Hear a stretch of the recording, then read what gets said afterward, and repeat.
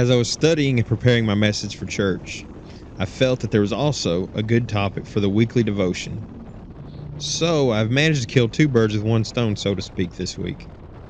Now, that doesn't mean I'm going to talk for the next 20 minutes, but I will perhaps give the condensed Cliff Notes version of the message that I shared with our church Sunday morning. Now, I'm not in a motorcycle club, and I won't try to speak on an organization that I'm not entirely familiar with. But I do know that each of these groups has a process by which one proves themselves worthy of membership. The key word there is proof. Even the Baptist Bikers of Kentucky have a set of criteria that one must abide by and uphold in order to prove themselves worthy of membership. Nothing like the much more bizarre and obscure proving tasks that I recall from my younger years when I was joining a college fraternity. The point is that proof is required so that others may know you are worthy of being a part of the group you wish to belong.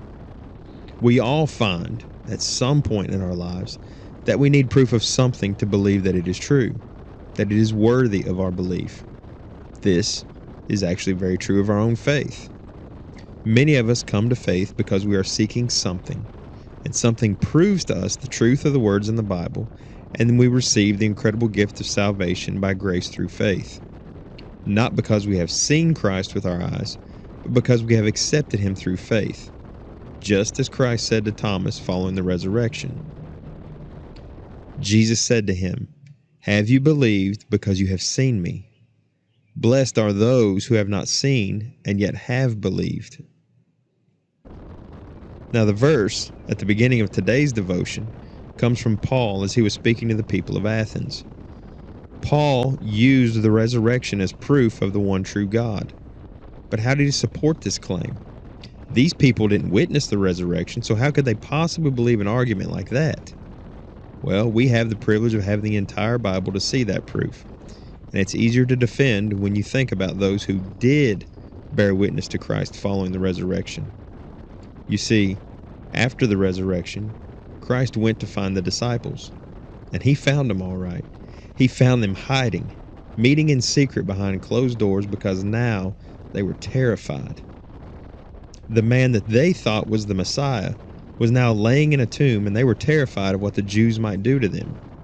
So they resorted to self-preservation.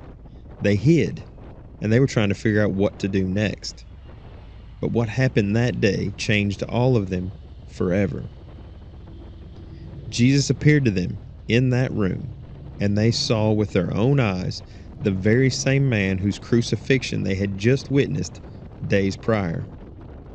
Now, there is no question in their mind that Jesus Christ is the Messiah that was foretold by the prophets and promised by God. They had the proof that they needed.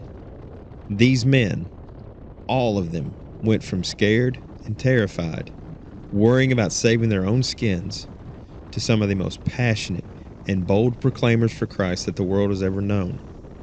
It happened in an instant. All fear and doubt was removed when they spoke to and saw the risen Savior. These men spread the gospel far and wide. They also died for the gospel.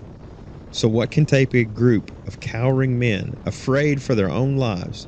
What could take those men and suddenly make them willingly give up their lives for their faith? It's really quite simple. They were 100% certain that Jesus Christ walked out of that tomb on Sunday morning and that he is alive. Nothing short of that could have cast out their fears and given them the courage to die for their faith. The transformation was radical and instantaneous. They had the proof.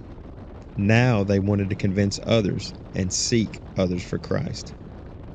Now, we may not have the physical presence of the resurrected Christ standing before us to convince us that he is alive today, but we do have the eyewitness accounts of those who were there, and we also have their own stories of transformation. Why?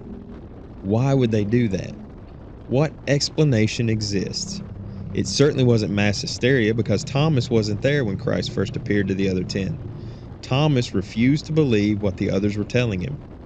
It wasn't until he himself saw Christ a few days later that he too became a gospel proclaimer. Thomas was burned alive for his faith. Every man in that room saw Christ and they were transformed. We accept Christ on faith. That is where our salvation comes from, by grace alone, through faith alone. We have the proof. Who are we to refute or discredit Christ?